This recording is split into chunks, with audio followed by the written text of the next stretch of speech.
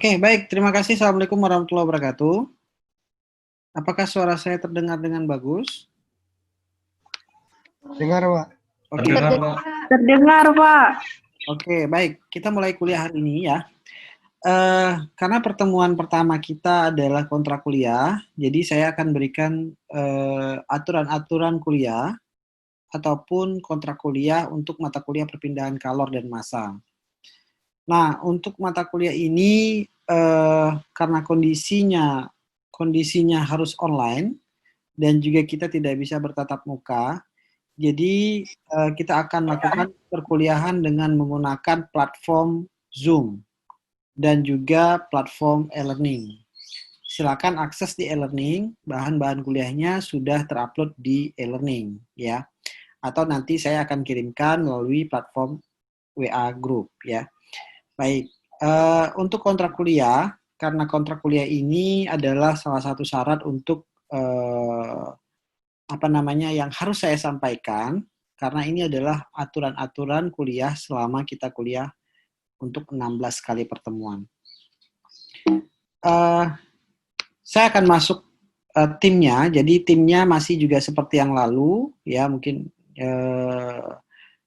yang ngajar itu adalah saya, Bu Eti, dan Pak Rasdiansah. Jadi saya nanti akan menjelaskan beberapa bagian tentang proses dan konsep-konsep termodinamika, dan nanti Ibu Eti juga akan menyampaikan beberapa hal tentang aliran fluida, kemudian perpindahan panas dan sebagainya, dan juga nanti Pak Rasdiansah juga akan menyampaikan hal-hal beberapa materi yang berkaitan dengan perpindahan kalor dan massa. Jadi tim kami bertiga, usahakan Anda memiliki nilai yang terbaik, artinya Anda bisa mendapatkan nilai yang paling bagus dari setiap dosennya. Kalau seandainya dari satu dosen yang nilainya tidak baik, Anda harus bisa mendapatkan nilai dari kedua dosen yang lainnya lebih baik. Karena nilai kami akan dibagi 3. Ya, jadi kalau seandainya dengan saya nilainya jelek, silakan usahakan dengan Bu Eti dan Pak Rasdiansah memiliki nilai yang sangat baik. Jadi nilainya paling tidak minimal itu sudah masuk ke nilai AB atau nilai B, ya.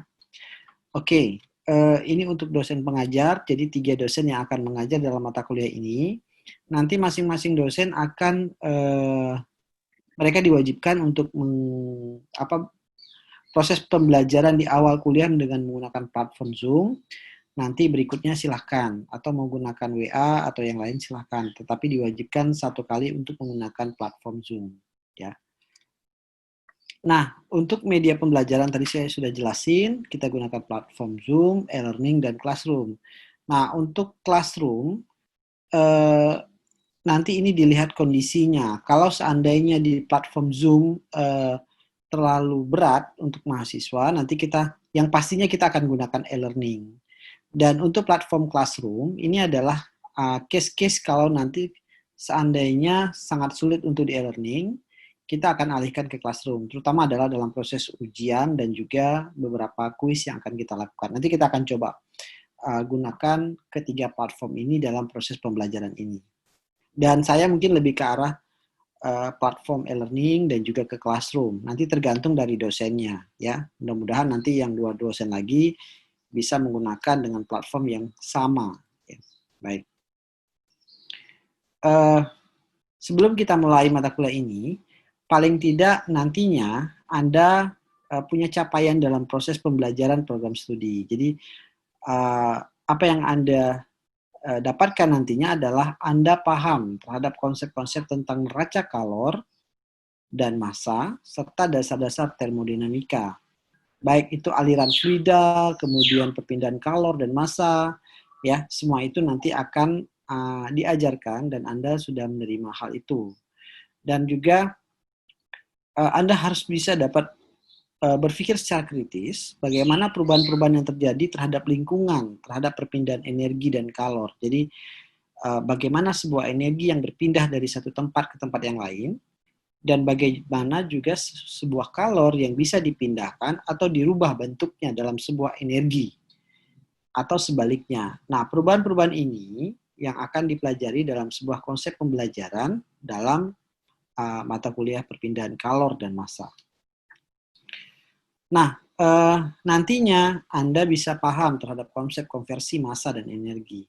Jadi nanti Anda bisa menggunakan hal ini, mungkin sekarang mungkin nggak gitu perlu. Ketika Anda nanti praktek lapang, ketika Anda masuk ke dalam sebuah penelitian dan sebagainya, Anda sering sekali dipermasalahkan dengan bagaimana Anda bisa mengkonservasi energi, bagaimana Anda bisa mengonservasi massa dalam sebuah industri. Salah satu contoh konkret misalnya sebuah pabrik, ya pabrik misalnya pabrik minuman yang ingin mencampurkan, ya mungkin kita bisa ambil contoh sosro misalnya, ya produk sosro ataupun teh kotak ataupun yang lainnya, mereka akan membuat sebuah produk.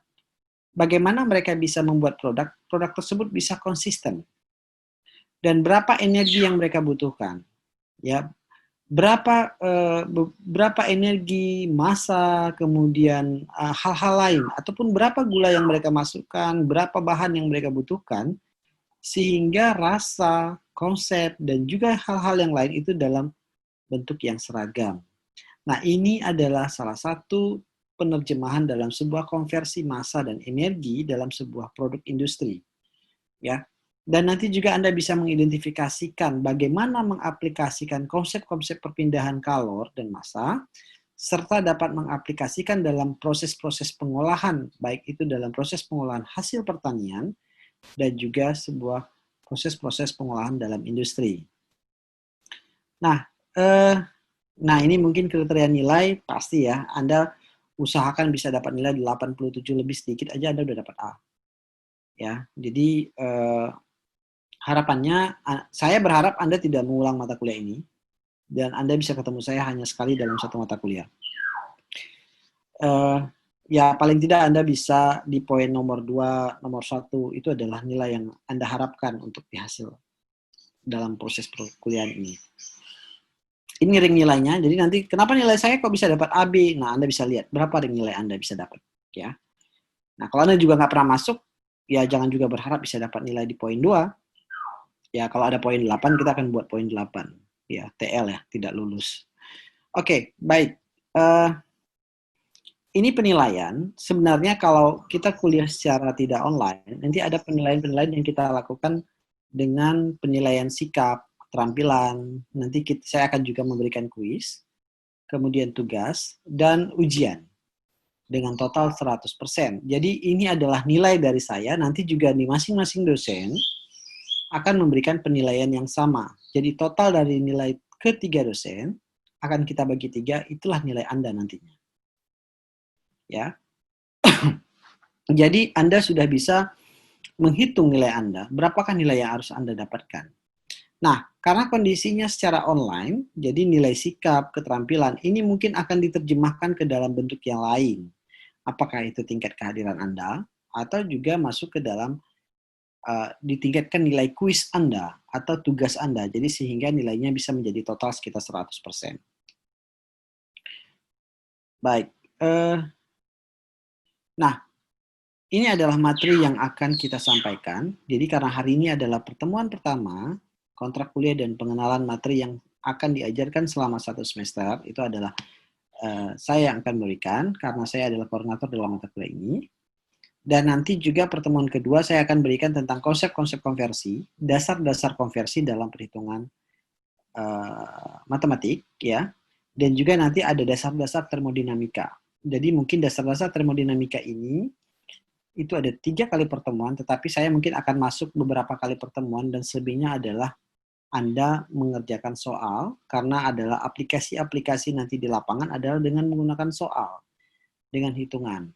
Nah, di dalam dasar-dasar termodinamika ini, nanti kita akan belajar tentang bagaimana hukum termodinamika pertama, kedua, dan ketiga, serta konsep-konsep dasarnya yang secara umum, yang selalu Anda ya tidak sengaja, tapi Anda sudah melakukannya, tapi Anda tidak bisa menerjemahkannya. Nah, itu sering terjadi dalam konsep-konsep dasar-dasar termodinamika. Nah, nanti Bu Eti akan menerjemahkan aliran fluida, neraca kalor, dan juga neraca massa, ya. Dan nanti juga ada Pak Rasdiansah, juga biasanya cuma 2 materi, perpindahan kalor atau perpindahan massa. Nanti Mungkin ada beberapa materi yang di-arrange, artinya adalah pertukaran dosennya itu hal yang biasa, tetapi ini adalah 8 konsep materi yang akan kita ajarkan selama 1 semester. Ya, jadi tidak terlalu sulit, saya pikir, karena konsep konversi Anda sudah pernah dapat, dasar-dasar termodinamika Anda juga sudah dapat, tetapi adalah bagaimana penggunaan dan aplikasi penggunaan dasar-dasar termodinamika dalam lingkungan, ataupun di dalam keseharian dan juga dalam sebuah industri bahan pangan. Jadi 8 poin materi ini yang nanti Anda belajar ya mungkin 7 ya. Yang pertama adalah kontrak. 8 totalnya yang akan nanti menjadi bahan dasar ataupun bahan nilai untuk mata kuliah berikutnya. Oke, ini dasar sekali. Dan kemudian, nah, ada pertanyaan sebelumnya untuk kontrak kuliah? Silahkan. Yang mau bertanya silahkan.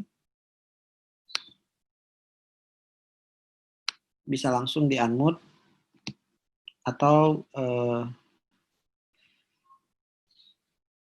tidak di-unmute juga nggak apa-apa. Ada yang mau bertanya?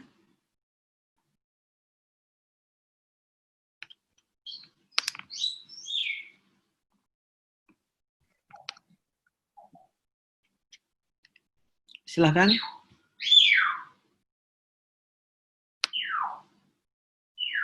Nur Khalisa mau bertanya? Silahkan.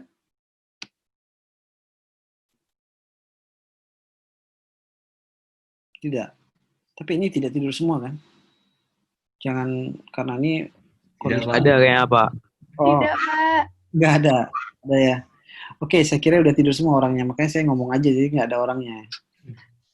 Oke, kalau nggak ada, saya akan lanjutkan. Ada beberapa, nggak ada yang bertanya ya? Belum ya?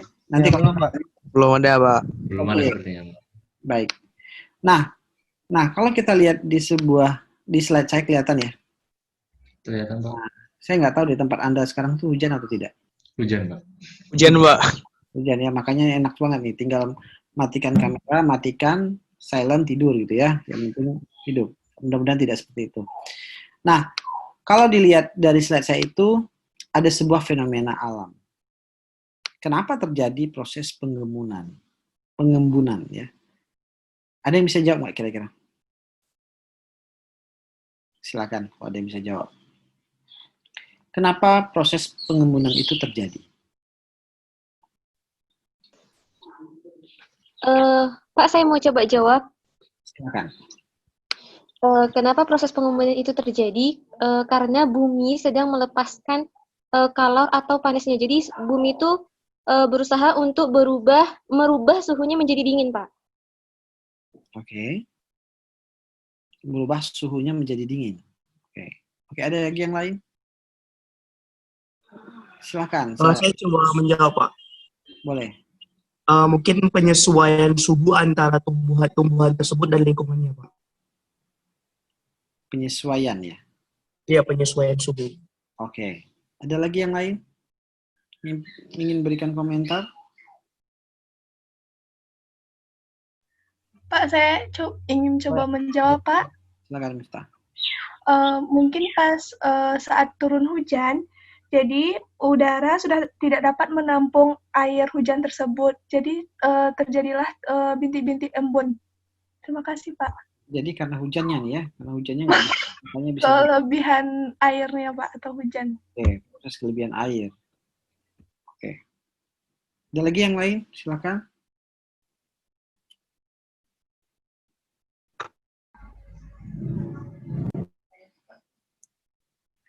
Silakan, kalau ada yang mau. Pak, saya mau jawab, Pak. Boleh, silakan. Proses terjadinya pengembunan itu mungkin terjadi saat uap air di udara melalui permukaan yang lebih tinggi, yang lebih dingin dari titik embun uap air. Maka uap air akan terkondensasi menjadi titik-titik air atau embun. Oke. Ya.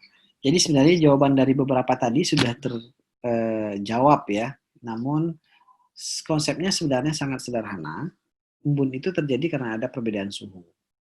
Ya, cuma satu. Tadi yang kedua, tadi siapa yang jawab, saya lupa. Jadi karena ada perbedaan suhu antara di atas sama di bawah, sehingga terjadi proses pengembunan. Ya, nanti kita akan coba lihat ininya. Ya, kita coba lihat teorinya. Nah, oke ya, yang tadi sudah oke. Nah, ini nanti kita akan berkaitan. Nah, sekarang kenapa terjadi awan? Ya, awan itu terjadi kenapa? Kok bisa jadi awan?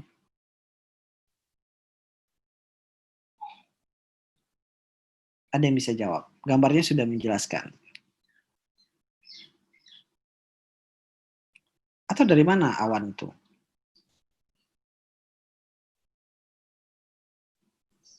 Pak, saya mau jawab, Pak. Silakan. Mungkin ya, Pak. Awan itu ada karena uap dari air yang ada di bumi. Oke. Awan itu terjadi karena ada air di Uap. uap air yang ada di bumi. Iya, Pak. Baik. Ada lagi? Saya mau jawab, Pak. Silakan. Tadi betul yang sedikit penambahan dari yang si Mutia tadi berbicara. Uap air yang meluap akan menjadi titik air dan terbentuk awan. Contoh seperti ini, Pak. Udara yang panas akan mengandung banyak uap di udara. Udara panas tersebut akan naik tinggi, makin lama makin tinggi, hingga berada di satu lapisan dengan suhu yang lebih rendah. Uap tersebut mencair dan terbentuklah beberapa awan. Seperti itu. Oke, baik. Nah, sekarang pertanyaannya adalah, ya, kalau kondisinya hujan, tiba-tiba muncul matahari dengan terik, apakah kondisi suhu itu lebih panas atau lebih dingin? Saya mau jawab, Pak. Boleh, silakan. Menurut saya bakal jadi lebih panas, Pak. Karena ketika selesai hujan terus matahari muncul, biasanya bumi itu lebih menguap sehingga menjadikan suhu itu lebih panas. Oke, ya, jadi karena ada proses penguapan yang terjadi, maka suhunya akan lebih meningkat, ya. Nah, saya pikir dengan gambar ini aja Anda sudah bisa menjawab apa pertanyaan dari fenomena-fenomena alam. Sebenarnya fenomena sederhana sekali, tapi terkadang kita tidak bisa memahami bahwa kondisi ini semuanya adalah proses perpindahan kalor dan massa. Jadi energi yang kita pindahkan, ya. Jadi energi itu nanti Anda akan ketemu dengan hukum termodinamika pertama, teknologi. Energi itu kita tidak dapat menciptakan dan juga kita tidak dapat memusnahkan. Tetapi kita bisa memindahkan energi itu dari suatu benda ke benda yang lain atau dari suatu fase ke fase yang lain, ya. Jadi itu adalah salah satu teori yang nanti akan Anda pelajari di pertemuan kedua dan pertemuan ketiga, ya. Saya hanya mengkorelasikan dengan sebuah kondisi alam. Baik. Nah, fenomena alam yang lain. Kenapa bisa terjadinya salju? Ayo, ada yang bisa memberikan alasan? Silahkan.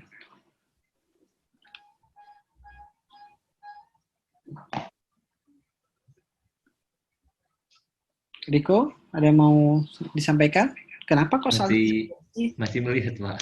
Masih melihat, ya. Masih searching dulu ya. Kenapa sih salju bisa muncul gitu ya? Yeah. Oke, yang lain yang ingin memberikan argumen. Kenapa salju itu? Bagaimana terjadinya salju? Atau saya balik pertanyaannya.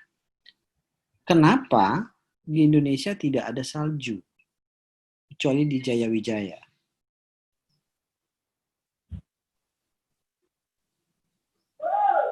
Karena beriklim tropis, Pak. Nah, itu memang jawaban yang pasti orang akan jawab itu. Tapi kenapa? Kenapa bisa salju itu muncul? Apakah ada hal Karena suhunya tinggi, Pak. Karena suhunya tinggi. Suhu yang dinginnya di sana mungkin, Pak. Gimana nih? Karena suhunya tinggi di sana. Di sana tuh di mana nih? Di kutub ya. Oke, coba Ya, yang secara teoritisnya bagaimana? Kalau Anda lihat di slide saya, itu slide ini adalah fenomena alam. Jadi kalau Anda lihat di sebelah kiri itu ada salju, aliran air, tapi itu daerah pegunungan. Kemudian ada bagian deposisi basah, kering, transpirasi, proses evaporasi, dan lain-lainnya. Nah, kenapa di Indonesia itu nggak turun tuh salju? Tapi di Eropa turun.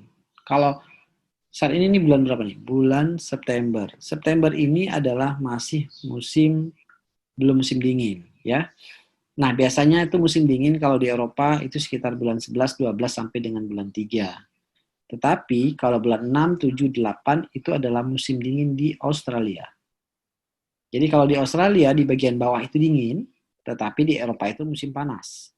Dan sebaliknya, ketika di Eropa dalam kondisi panas atau dingin, ya, di Australia itu pasti kondisinya adalah panas. Jadi sebaliknya, ya, kontroversi.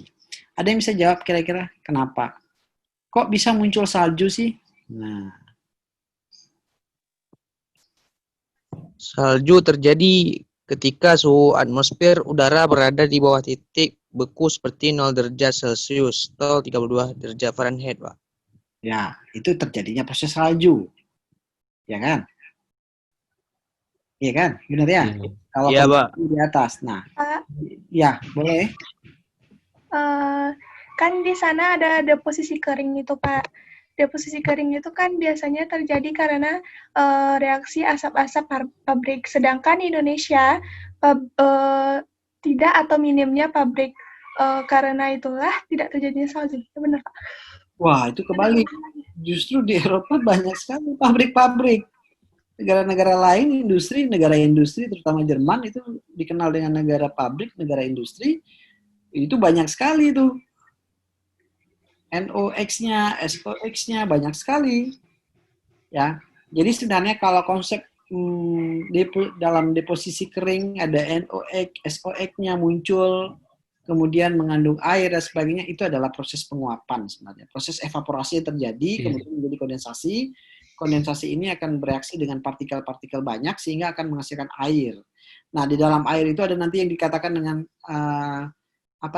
hujan asam, kalau Anda pernah dengar. Hujan asam ya. Hujan asam itu adalah hujan yang memang air atau kondensasi awan yang memiliki nilai sulfatnya tinggi atau yang asap-asap ya, SO2, karbon dan sebagainya yang bercampur dengan air akan menghasilkan H2SO4 atau nanti HNO3, hidrogen nitrit. Dan hal ini biasanya adalah tergantung dari filterisasi dari atmosfer ya, yang dinamakan nanti ada yang dikatakan adalah presipitasinya. Nah, itu adalah konsep dalam bagaimana proses terjadinya sebuah awan.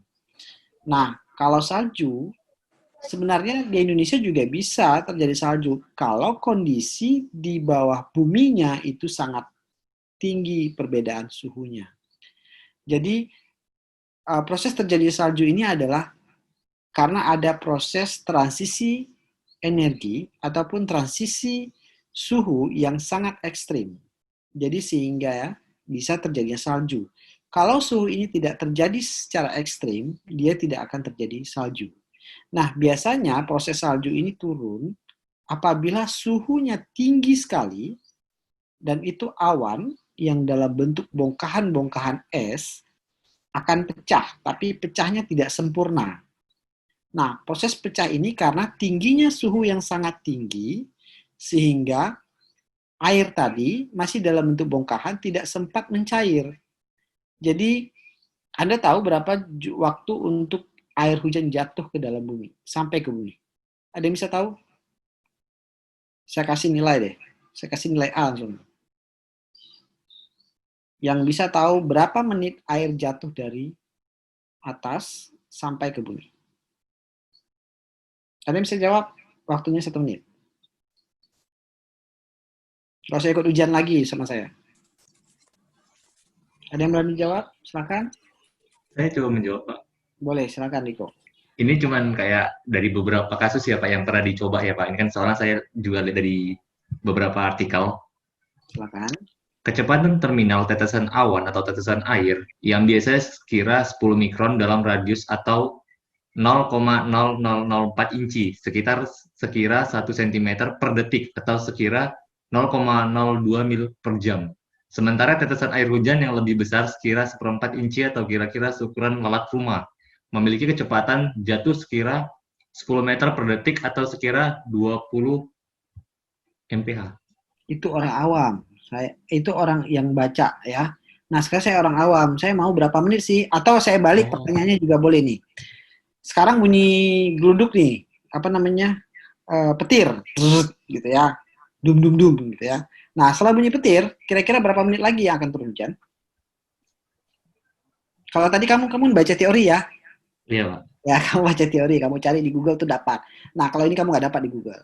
Nah, berapa menitkah setelah bunyi petir, hujan itu turun? Atau orang juga boleh? Tadi teorinya benar, tetapi pertanyaan saya adalah berapa menitkah? Tadi kan kamu hitungnya pakai MPH dengan jumlah Iya, Pak. partikelnya. Sekian partikel dengan ukuran kecepatan sekian bisa jatuhnya sekian, ya. Nah, pertanyaan saya adalah berapa menitkah hujan itu bisa turun setelah bunyi petir? Saya coba jawab, Pak. Silakan, saya jawab. Mungkin 11,5 menit nggak sih, Pak? Ya, nggak tahu. Ya, 11,5 menit ya. Saya Ya, ya waktunya di 11,5 menit. Ada lagi yang lain?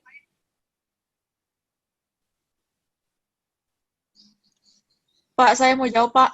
Boleh, Mutia, silakan.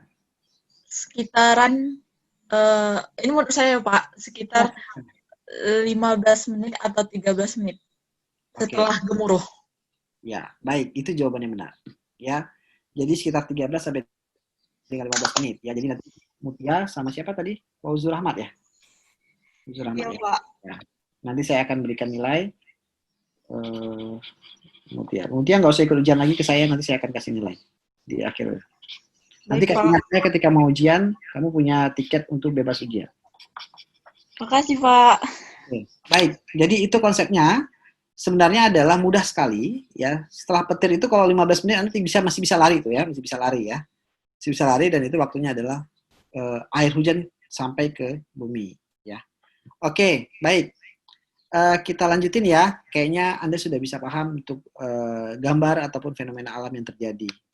Nah, ini yang tadi nih ya, proses terjadinya petir. Kenapa bisa petir terjadi? Udah ada jawabannya. Petir karena lompatan elektron ya. Jadi ketika proses lompatan elektron ini terjadi antara muatan negatif dan positif, itu dia memiliki waktu untuk bisa sampai ke bumi ya. Jadi kenapa bisa terjadinya hujan? Itu karena ada perubahan elektron. Jadi elektron positif dan negatif yang ada di bumi dan ada yang di atas. Nah, pertanyaan saya, kenapa gedung-gedung tinggi menggunakan anti petir? Biar nggak tersambar, Wak, tuh. Karena kan khusus untuk listrik, Wak. Oh, Karena Lebih rentan terhadap Pak saya, Pak. silakan Indah, silakan. Karena kalau petir menyambar itu mencari tempat tertinggi, Pak. Itu yang duluan disambar. Nah, mencari tempat tertinggi. Ya, misalnya kalau bisa, kenapa waktu petir orang nggak boleh berada di sawah? Kan di sawah itu datar semua. Kita yang paling tertinggi, Pak. Oke, berarti elektronnya positif atau negatif? Positif. Positif. Karena positif lawan positif membal, Pak, membal. Oh, membal ya. Oke, baik. Bukan negatif ya, Pak? Negatif. Kalau positif ya membal dalam ilmu elektronik itu. Nggak Ya, saling tarik-menarik. Bukannya negatif ke positif ya, jadi sehingga tarik menarik. Di gambar saya itu ada petir itu negatif, biasanya di bawahnya adalah positif. Dia akan cari. Dia bukan membal, tapi dia akan mencari. Jadi dia akan mencari itu sambungannya. Nah, kenapa dia pakai di gedung-gedung tertinggi, dia pakai anti petir dan sebagainya, itu adalah untuk menangkal. Jadi kalau dia ketika petir itu muncul, minnya dia cari plusnya, pertama kali dia kena itu adalah anti petirnya dulu, enggak gedungnya dulu. Ya. Jadi kalau kena gedungnya ya bisa ya elektronnya kena lah, putus lah yang lainnya. Nah, itu konsepnya. Mungkin Anda bisa lihat di gambar saya, itu bisa diterjemahkan. Nah, sebenarnya elektron-elektron ini kenapa terjadinya petir? Karena terlalu banyak elektron yang ada di awan, sehingga proses elektron ini mendesak terlalu banyak. Dengan proses desakan ini terjadi karena adanya dorongan angin, dorongan cuaca, dan lain-lainnya, sehingga terjadi desakan yang begitu kuat dan akan menjadi sebuah petir. Terbentur lah ya kira-kira, kalau misalnya Anda dorong meja, terbentur, kena, ya langsung gitu ya.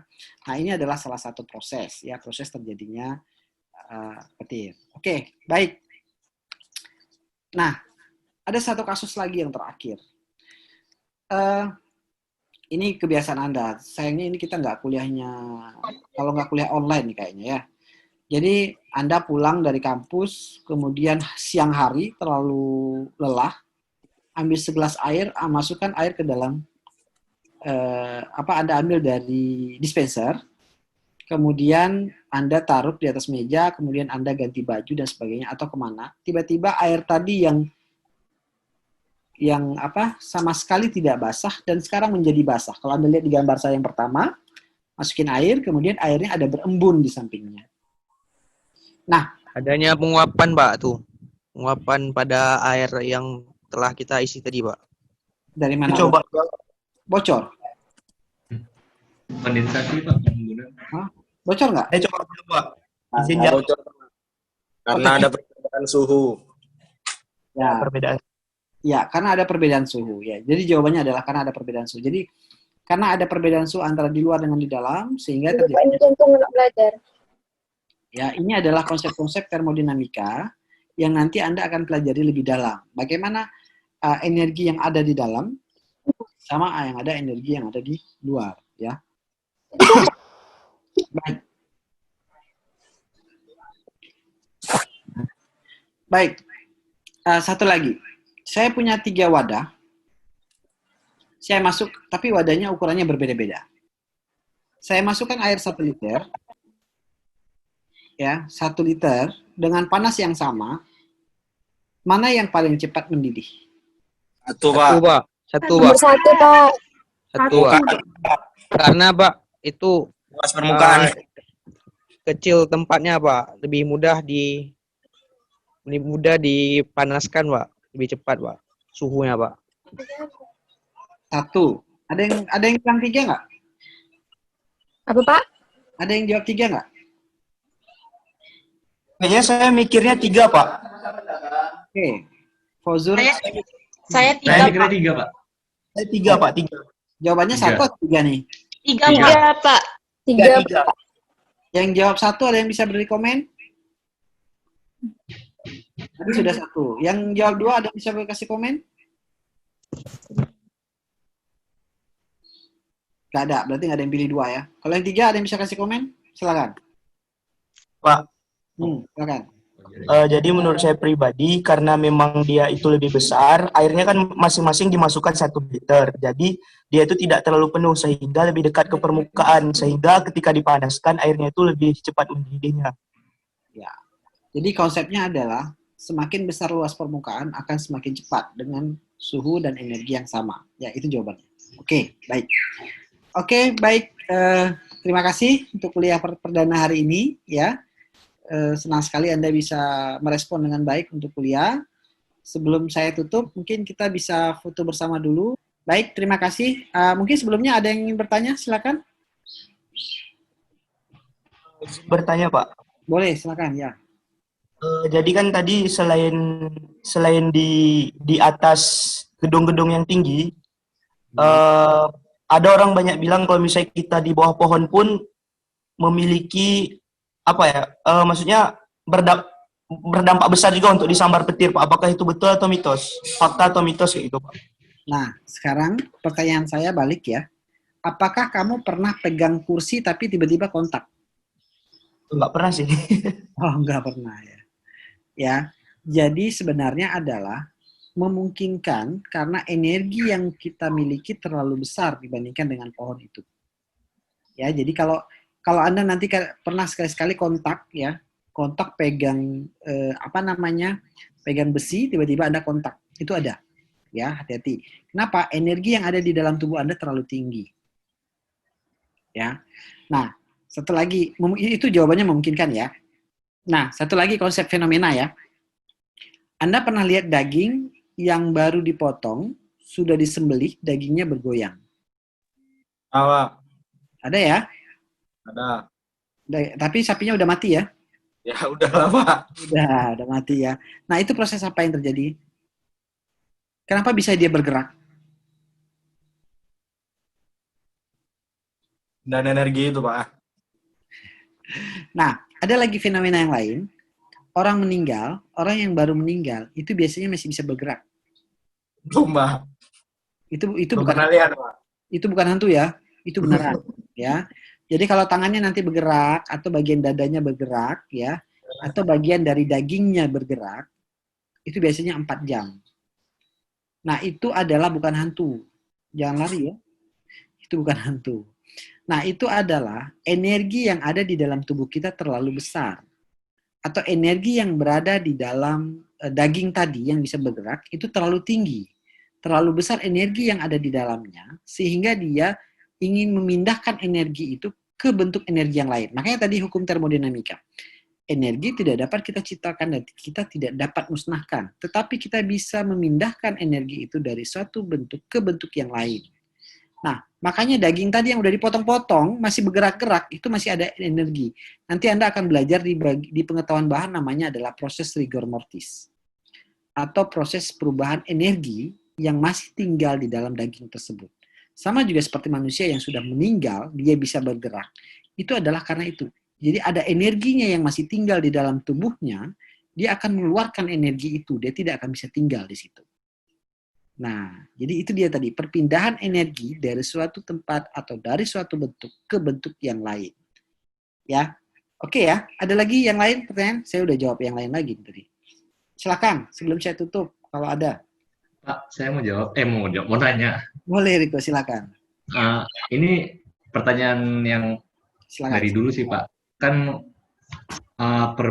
perbedaan jikalau kita memasak air di atas gunung yang lebih dari sekitar 3000 mdpl di atas permukaan laut, itu lebih cepat dia memanas, Pak, atau lebih cepat mendidih daripada kita memasak air di dataran yang biasa gitu, Pak. Itu kenapa, Pak? Nah, saya balik pertanyaannya ya. Anda ambil 2 tempat, masukin air atau 2 buah ceret. Yang satu ceretnya kamu tutup, yang satu kamu buka. Yang mana lebih cepat mendidih? Tutup. Itu dia jawabannya. Kenapa? Karena ketika ketinggian itu adalah tekanan atmosfer.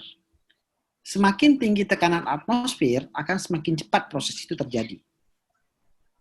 Ya, jadi kondisi kita saat ini adalah 1 atm. Ketika Anda berada di ketinggian berapa dpl tadi, memiliki tingkat atmosfer yang sangat tinggi. Jadi sehingga kondisi atmosfer itu akan bisa merubah suhunya. Ya, jadi suhu itu akan bisa lebih rendah dia. Kalau air bisa mendidih 100 derajat, dia 70, 80 bisa mendidih. Ya. Nah, itu adalah fenomena. Makanya tadi ketinggian atau tekanan, luas permukaan itu akan menyebabkan perubahan-perubahan energi yang terjadi secara signifikan. Jadi dalam konsep sebuah energi, tekanan, suhu, luas permukaan itu adalah konsep dasar dari perubahan sebuah energi. Oke ya, terjawab ya. Karena perbedaan tekanan. Jadi kalau tekanannya semakin tinggi, umumnya itu akan semakin cepat prosesnya. Makanya kalau mau cepat panas, tutup aja airnya. Masak di ceret tapi ditutup. Ada lagi kalau misalnya Anda mau bikin mau masak kentang nih atau jagung gitu. Mau cepat panas, mau cepat mateng, bisa. Mau suhunya lebih tinggi daripada suhu air, bisa. Makanya ditambahin garam. Iya ya, kalau Anda perhatiin ya, masak rebus apa gitu ditambahin garam dikit. Kenapa? Supaya larutan itu berubah bukan menjadi air pure. Ketika cairan itu berubah menjadi larutan lain, dia akan memiliki massa jenis dan tingkat density-nya berbeda. Ditambahin garam dikit, dia bukan air lagi namanya. Air juga masih, tapi konsentratnya berbeda. Makanya dia akan lebih cepat untuk bisa matang.